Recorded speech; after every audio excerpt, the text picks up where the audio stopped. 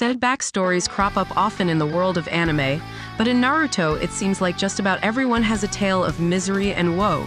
What are some of the saddest Naruto backstories? Let's start with the title character, Naruto himself.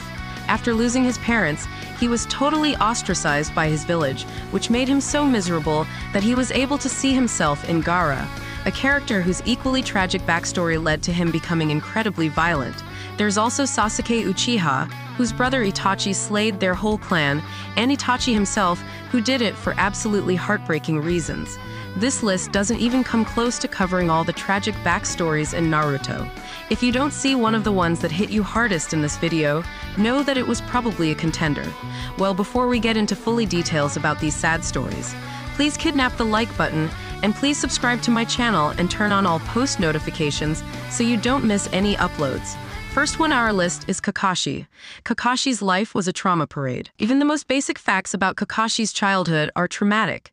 He's been a child soldier since he was 5 years old and has been involved in devastating battles his whole life. His father, Sakumo, was shunned by the village for making a mistake, which led to Sakumo taking his own life and leaving Kakashi orphaned. His teammate Obito supposedly passes away during a mission, a tragedy that he feels responsible for.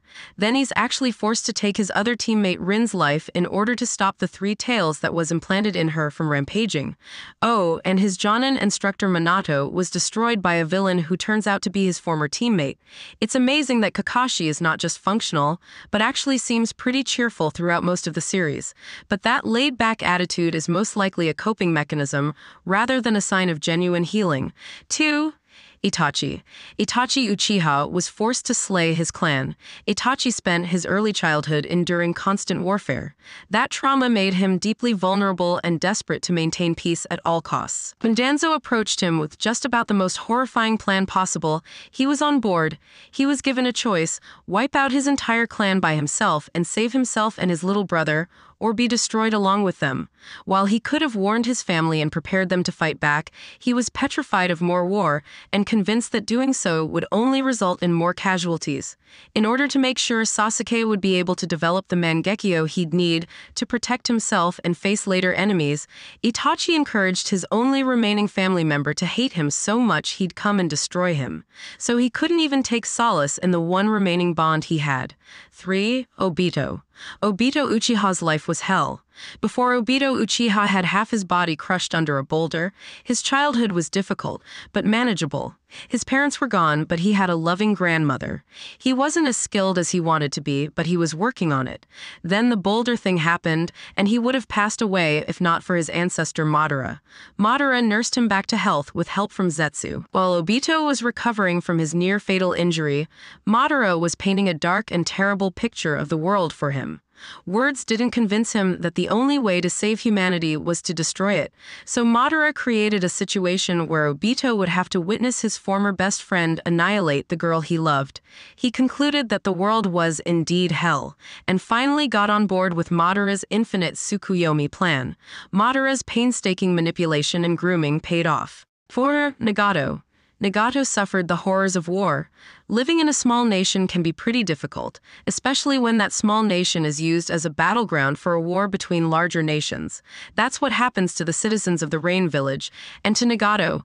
Nagato lost his parents when 2 Konoha shinobi broke into his house in search of food. His civilian parents tried to fight the Konoha ninja in order to protect their son, but they were swiftly destroyed. Having had his eyes replaced with Rinnegan some years ago, he activated his powers and avenged his parents. He nearly starved before banding together with 2 other orphans, Yahiko and Konin, but the group supported each other and tried to survive. They ended up spending a few years under Jiraiya's care, but Jiraiya left as soon as he felt like he'd taught them enough ninjutsu to defend themselves. After that, the 3 orphans formed an organization as a peacekeeping organization, but it wouldn't be long before Yahiko would pass away during battle and Nagato would be severely wounded, prompting him to start believing that the only way to achieve peace is through violence. 5. Naruto. Naruto Uzumaki was isolated by his community. Shortly after Naruto Uzumaki's mother Kashina gives birth to him, his parents are attacked by a masked figure who claims to be Madara Uchiha. This person, who is actually Minato's former student Obito, is trying to unleash the nine-tailed fox on Konoha. The fox does some serious damage, but Naruto's parents eventually get it under control by sealing the fox inside their newborn son. They pass away soon after, leaving him orphaned. You'd think the village would be grateful for this sacrifice and set Naruto up for a good childhood, but they don't. Instead, they see him as synonymous with the fox that destroyed their town, and he grows up as a pariah. Not only is he shunned by the village, he doesn't even have adoptive parents. He just has a few people assigned to check in on him every so often.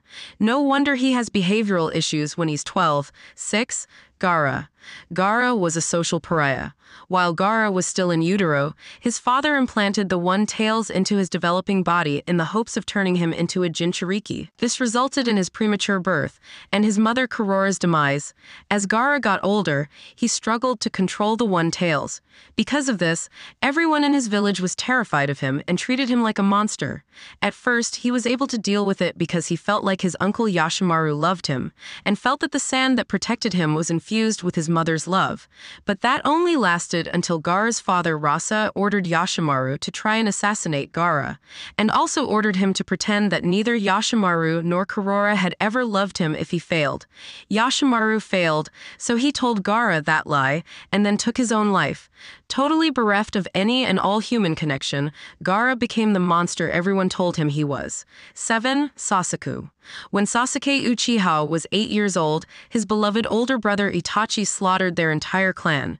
After his brother showed him a terrifying string of illusions that forced him to watch the process on repeat, he left him alone in a compound full of bodies. After the place was cleaned up, Sasuke began living in his former home again, alone. Though he'd lost everyone he ever loved and had been massively betrayed by his brother, he received exactly zero emotional support from anyone until he joined Team Kakashi. Even then, Kakashi hardly knew what to do with him. No wonder he went off with Orochimaru. 8. Haku. When Haku was a child, he manifested a power, which in his case allowed him to create and control ice. His mother, who was descended from the Yuki clan, was horrified by this. She knew that her clan was the subject of major discrimination and didn't want anyone to find out where she came from. When Haku's father found out, he assembled a group of villagers to help him destroy Haku and his mother. Haku survived by using his ice powers to take down his father and the rest of the mob. Now an orphan who had to fend for himself in a hostile world, Haku ended up partnering with Zabuza Momochi, who he grew extremely attached to and was willing to do basically anything for. But it wasn't until after Haku had sacrificed his life for Zabuza that the man showed that he appreciated him. 9. Neji. The Yuga family is not a fun family to grow up in, especially if you're a member of the branch family. Branch family members are expecting to devote their lives to serving the main family. In fact, they have cursed seals that cause agonizing pain if they aren't obedient. Neji Yuga was born into the branch family. Despite the fact that he was an exceptionally talented ninja, he was told he could never rise above his lowly station. This would be bad enough, but Neji also had to endure losing his father Hizashi, who sacrificed his life in order to protect his twin brother Hiyashi. Thanks to being born into this horrible situation, Neji grew up frothing with rage and sure that he had no power over his own life. While he did have a change of heart thanks to Naruto, he would eventually sacrifice himself for Naruto and Hinata, replicating his father's decision. 10. Kashina.